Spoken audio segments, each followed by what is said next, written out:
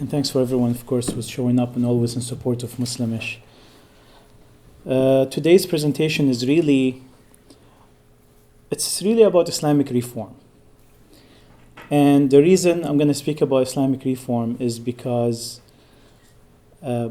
religion is not going anywhere anytime soon.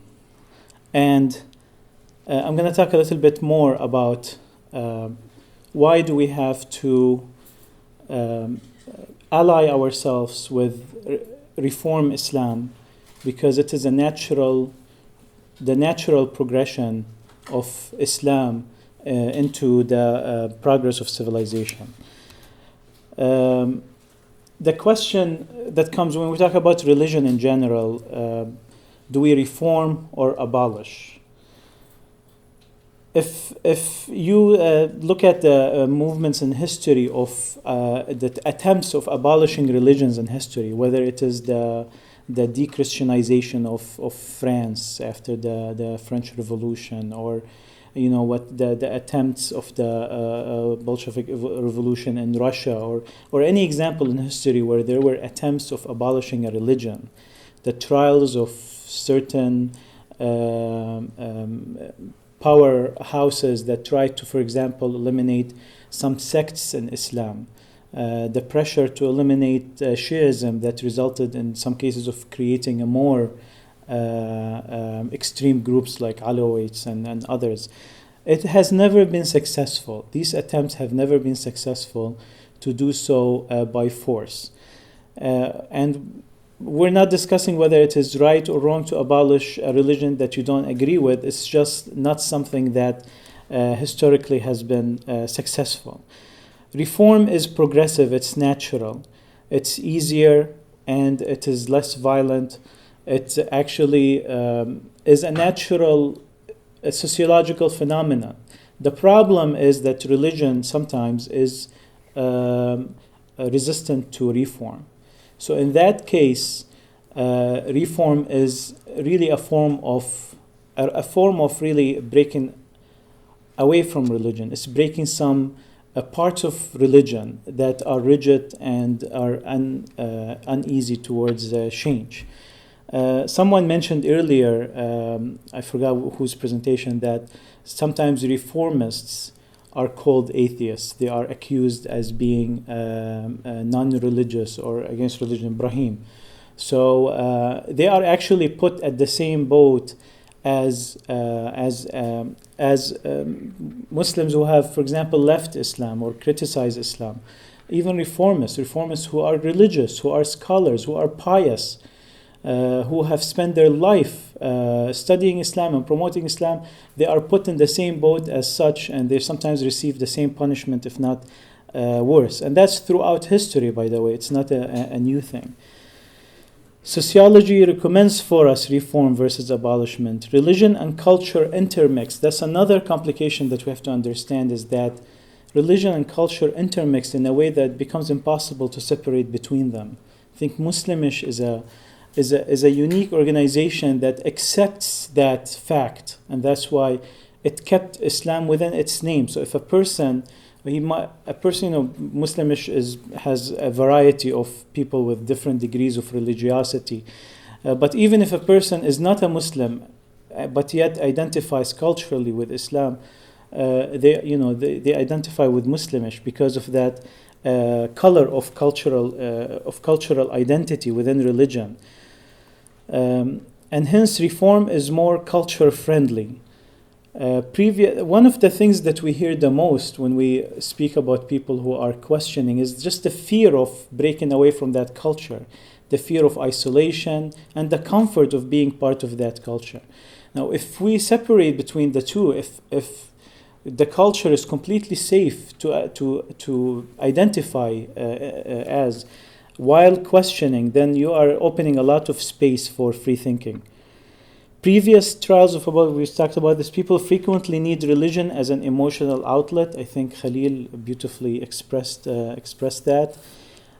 So religion can play a positive role in so many aspects and so many cultures. Reform is less prone to violence, and reform is better in preserving heritage and positive. So there are some positives within religion, because religion is not separable from the progress of civilizations. These thinkers and whether they have, drawn some divinity towards the ideas that they are coming up with, or the theories that they're coming up with, they're giving it some holiness to it or divinity to it. At the end of the day, it's man-made, and it is a part of a longer heritage. It doesn't come from a complete vacuum. So there are things that are worth preserving within the folds of different religions, and when you call for reform, you can preserve these heritage within it. And one of the things, for example, I was shocked when I went in my visit last year to Paris, in the process of the de-Christianization of the nation, that they have even removed all Christian symbols from all sculptures, and France is full of sculptures. Every cross has been broken, at that period. It has been replaced by other symbols of enlightenment. And I felt that's a little bit harsh. That's almost destruction of art and heritage. I felt that. And it didn't work at the end of the day. I mean, and Napoleon understood that. And the last thing I want to say is that religion is natural and science is not. We have to understand that as we tread carefully. And that's why there is a big discrepancy between science and public perception of science. There's actually a book about this topic. The battle between religion and science, competing methods of knowing ourselves and our world, has been raging for many centuries. Now scientists themselves are looking at cognitive foundations of religion and arriving at some surprising conclusions.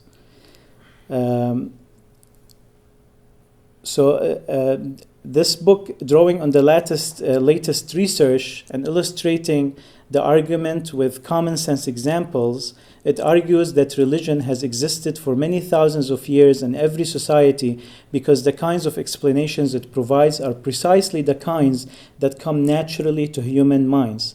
Science, on the other hand, is a much more recent and rare development because it reaches radical conclusions and requires a kind of abstract thinking that only arises consistently under very specific social conditions. Religion makes intuitive sense to us, while science requires a lot of work. Rigorously, when I sit with my parents, for example, and when I was, because I have a background in Islamic studies before, and when they used to have Islamic questions that they wanted my religious opinion about, so I would give them my religious opinion and explain things from a religious perspective. And now I find it much harder with my new understanding to explain things because they need a lot of background information, a lot of understanding of science.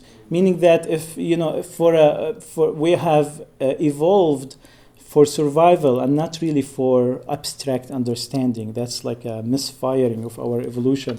When a child sees the sun moving in the sky, that's the reference point is Earth, and they see it moving. It took humanity a while to recognize that the Earth is actually moving.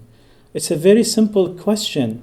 What would it look like if they asked themselves a long time ago, what would it look like if Earth is moving? And the answer would be it would look exactly the same. So it's possible that the Earth is moving. But it's one simple question, what Einstein used to call mind experiments. Sometimes you don't need a lab, just a question in your mind. You can come with results. So a simple question that would have enlightened the humanity that it is as possible that the Earth is moving. Nobody asked that questions, and some people were burned at the stake for asking it later. So because it defies our simple nature, our eyes that has evolved to see as far as we need to run from a lion. And the one thing that is amazing is the percentage of people who start having a weakness in sight after the age of 40 is almost 100%. meaning after the age of really full reproduction, the DNA really doesn't really care a lot about, and I'm sorry about using these terms as an engineer, I know scientists are going crazy here. But so today I'm going to discuss the root, because this is the title of the conference and I wanted to serve to that, is if you see, because there's so many different issues, contemporary issues, some problems that we can see in Islam, but if we try to, this is my effort to find the roots, like if you see why are these happening and come to root problems.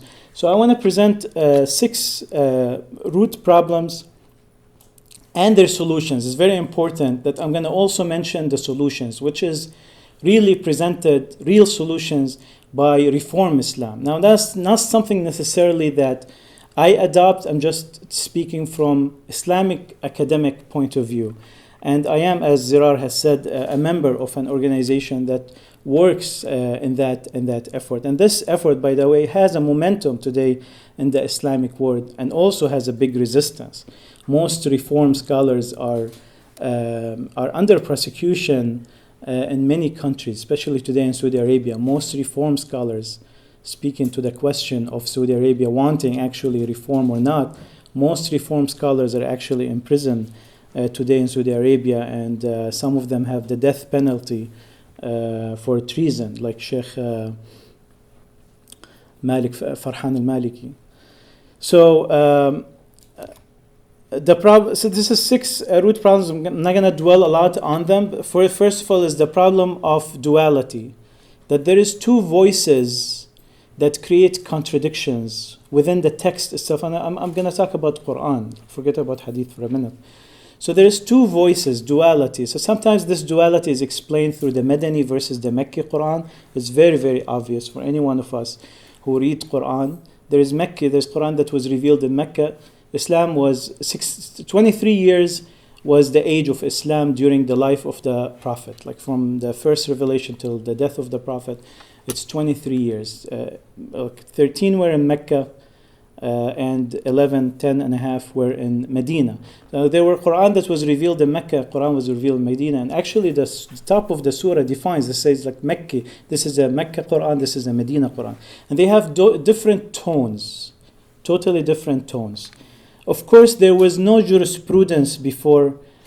Mecca Islam was a spiritual Islam. The verses were poetic, they were mostly the hereafter.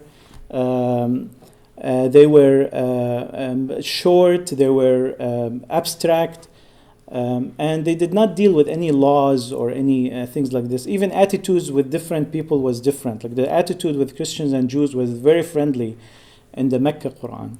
The Medina Quran were the laws, the state, long verses, very complicated verses, all the political verses, many of the political verses, they're all in Medina.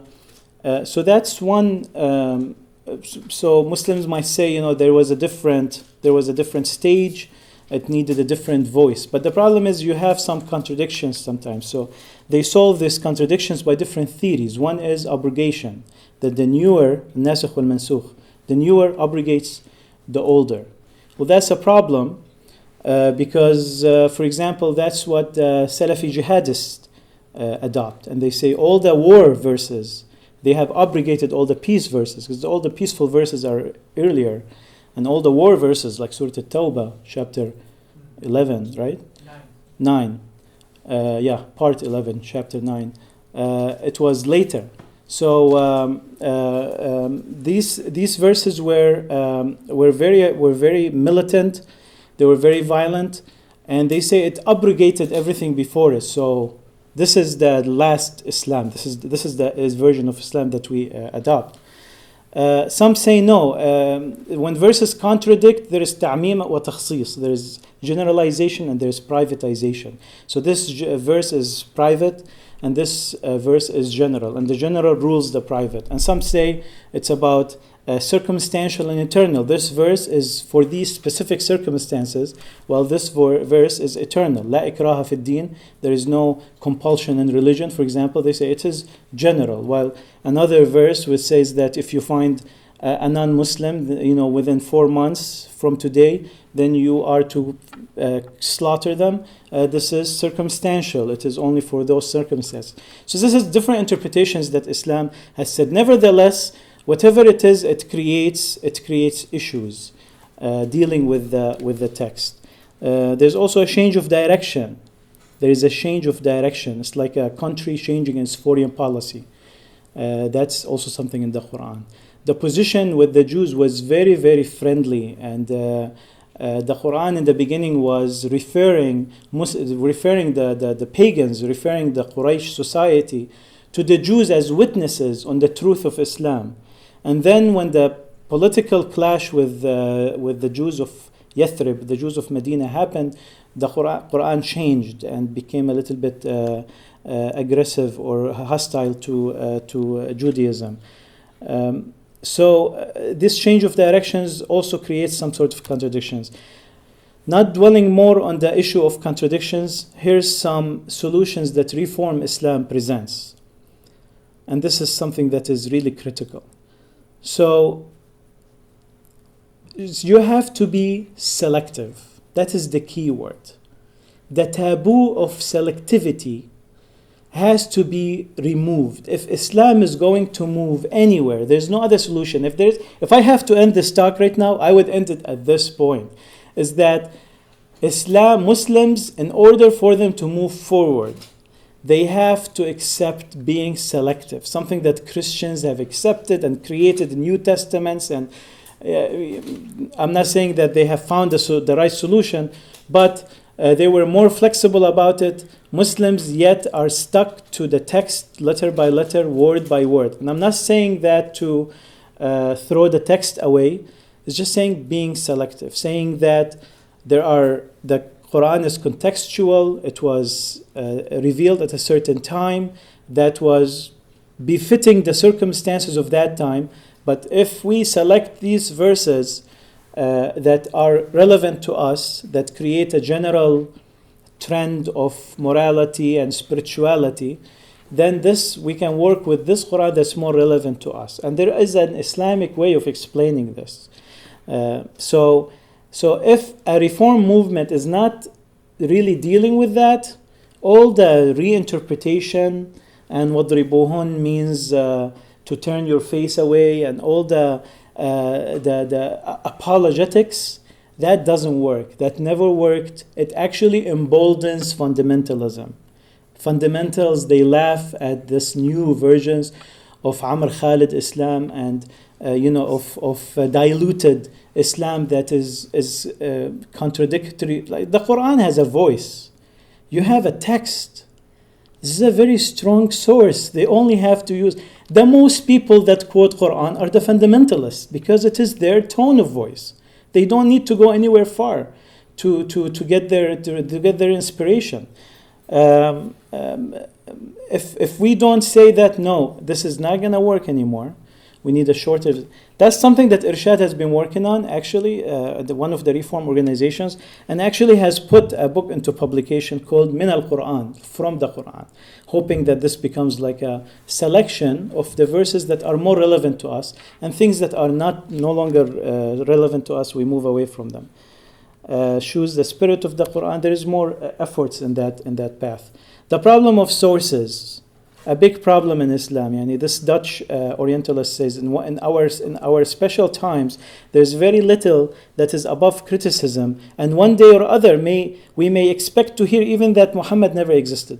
There is so much lack of sources. I'm not saying that that's correct. I'm just saying that there's so much lack of sources that academically there is nothing that is above criticism. With the sources that we have, the level of bias, the allegiances, there's nothing that we have that is objective or academic in the least sense. Some people argue there's nothing objective in life, but I mean even has a source of objectivity, scientific objectivity to it, or historical objectivity. Everything was written under the supervision of the sultan, of the rulers. There were books that were burnt early on, like the first book written about the history of the Prophet by the son of Uthman ibn Affan, before even paper was he used to use 3 donkeys to carry it because it's all like wood and leather and stuff. It was burnt by Hisham ibn al-Hakam. Thank you. Tribalism, politics, interpretations, all these things that have caused problems of resources. The solution is use the general guidelines and values and flexibility of the fatwa to grow less dependent on existing sources and more dependent on the spirit perceived of Islam. So you have values that you have understood from Islam, then use it more for ijtihad, for really making out your new religion, coming up with solutions for your religion instead of depending on the text. So grow less dependent on the text and find ways to more ways of fiqh. I'm not going to go into details. This can serve for more than one purpose, and I'm thinking about the recording afterwards. So this can serve as an invitation for reform for many of the Muslims, or a proposal for reform. And for the non-Muslims or ex-Muslims, this can be just an understanding of the effort of reform, because we need to be allied with these people. We need to be on the same page as these people in terms of because they are going to cut off or trim all the parts that are really harmful about having Islam in society today, to tell you the truth. Problem with methodologies, we don't follow like the scientific method in Islam. So there's no defined methodology. There's different methodologies adopted by different schools of thought that were chosen by politics long time ago. So also one way to solve this problem is to academize Islamic studies. It's something that Christianity has gone through, and they have trimmed the religion into more of a relationship, more of a spiritual thing, and we see a lot less harm from it coming. I'm not belittling of any effects of also Christianity on even the lightest form of it. But these things have been done before in different religions, Reform Judaism, etc. Unify Islamic studies standards away from sectarianism. So Al-Azhar University has done some reform early on. If it wasn't for that, we would have a million madrasas in the Islamic world instead of 100,000 madrasas. And also there was an effort by Shia Islam, for example, Sheikh Muhammad Rida al-Muzaffar, who was also accused of secularism because of that effort of only creating an academic. He created Kulliyat al-Imam al-Sadiq al-Fiqh. He created a college that is a part of a university for Islamic studies, and doing that, defying the religious method of Hawza within Shia Islam, he got a lot of criticism for that. So we need to also, that is something that is good for the secular movement, is the academic, creating an academic standards for Islamic studies. We're finding more often now in Islamic centers and conferences academics, like Muslim academics from universities, from Oxford, and speaking about Islam, which is a positive thing because they have more academic training on the subject. The problem of religious authority, there's multiple authorities with not one single authority that can have a final say or a control or a direction of the Islamic world. And there is no effort, of course, this is very political, there is no effort to unify this. The Organization of Islamic Cooperation is the new name for the Jami'at Dual Islamiyya. Has no effort really in creating an Islamic authority. Some sort of a congress of all muftis, or even mimic the Catholic organizational architecture. There's no efforts to that. There was very humble efforts. For example, there is a very progressive marja, like an Islamic authority, an Ayatollah from Lebanon. His name is Sayyid Muhammad Hussein Fadlallah, considered the most progressive Shia scholar. He created a theory which is called the institutional marji'iyya. Like, instead of having a man as a mufti, have an institution with membership, with departments, with colleges, with committees connected to universities that can come up with studies and make a fatwa. Of course, didn't go anywhere, but I mean, the theory is there. Sayyid Jamal Din al-Afghani, he had a theory previously, and he had connections with the Sultan at that time, Abdul Hamid, during the Ottoman time. By the way, Sayyid Jamal Din al-Afghani, very interesting personality, is accused actually of being an atheist. He had a lot of secular thought, but he maintained his Islamic position, and he toured the Islamic world trying to find solutions to modernize the Islamic world. I think there will be a renaissance where these thoughts will come back as Reform Islam grows.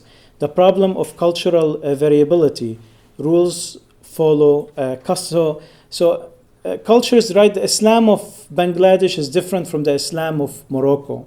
The culture presents totally different Islam. They almost have to introduce each other to a new religion, but they have common, expressions. So culture has and Islam has allowed culture to influence it. To actually allow that more, like this problem is a good problem, is to allow culture to take over some aspects. For example, there is nothing, as you know, Islamic reformists, they say there's nothing in the Quran that talks about hijab, like the wujub of hijab. And I'm not going to talk about this, but you can refer to all this literature online about it. So it is something that is Islam talks about in the Quran. The only thing that is mentioned is al-hushma, in terms of modesty in clothing. So the modesty in clothing used to be interpreted as hijab. Previously, some scholars today, they say that you can move away from that older interpretation of modesty into newer interpretation of what does modesty mean, not necessarily covering the head. So the more you allow culture to determine the interpretation of these general guidelines, the more Islam will be flexible to live on and to maneuver. Celebrate and respect culture. And problem of emotional validity. So this is one issue in Islam, is that it's not like a book that is providing you with an intellectual ideology. It is mixed. Every letter and every word is mixed with feelings and emotions. You cannot separate them together.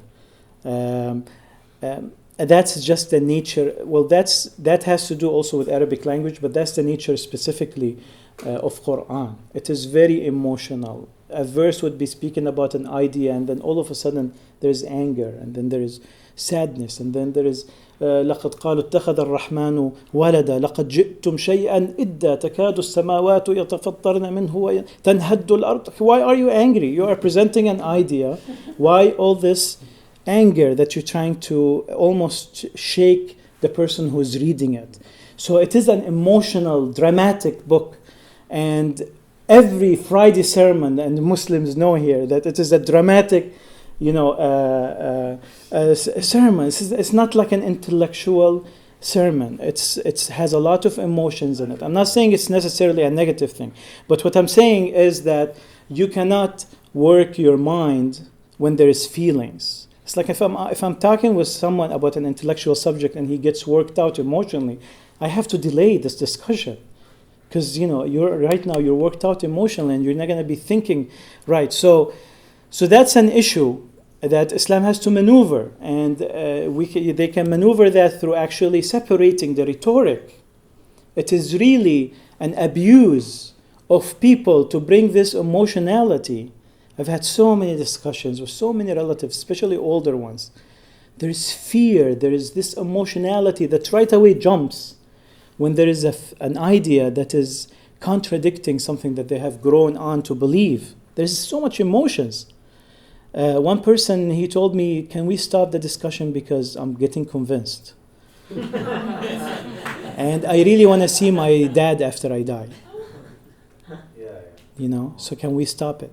Because I know that, where is this going? But I prefer to see my dad after I die. So it is very difficult to maneuver these minefields, and religion plays into that. I mean, especially those of you who are from Shia background, they know that emotions is like 99% of Shiism. You go look it up on YouTube.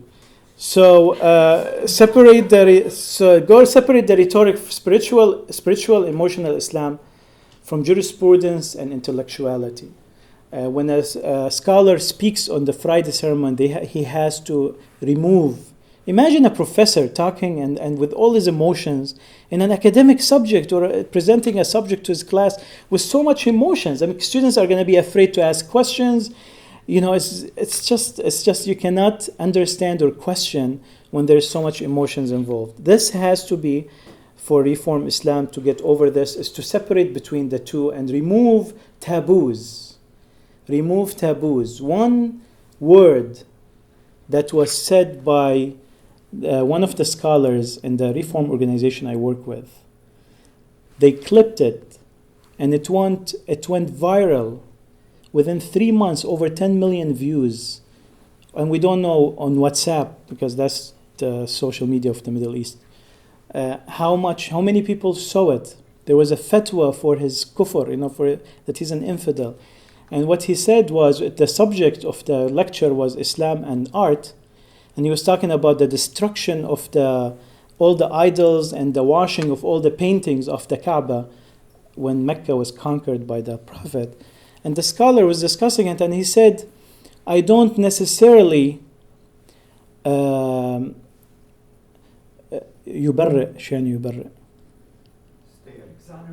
exonerate. I don't necessarily exonerate the Prophet from doing that. So what he's saying is he might be wrong in doing that from a leadership perspective. He's not like saying Quran and he's wrong. It's just, this is a leadership. He saw that it is better to destroy all the signs of paganism. So he said, I don't exonerate him. So this clip was, and the title was, Sheikh Fulan does not exonerate the Prophet, And go see the comments on YouTube, which we don't delete any of them, go see the artistic creativity and cursing. So Islamic reform. So some people tell me, do you get death threats in Muslimish? Says, I never yet got a death threat in Muslimish, but I used to get it when I was Muslim. As a Muslim reformist, I used to get a very strong backlash more than now. This is it. I know there are no need for violence. I'm glad that I'm done with the 6 points. So this is 6 points. This is the proposed solutions, and in order for Islam to have been working with this for a very long time, in order for Islam to move on, reform, very bold and courageous reform needs to be done. It might be done from the West because we are enjoying the freedom of expression, and the secular movement have to understand that they are allied naturally with the reform movements of religion. Thank you very much.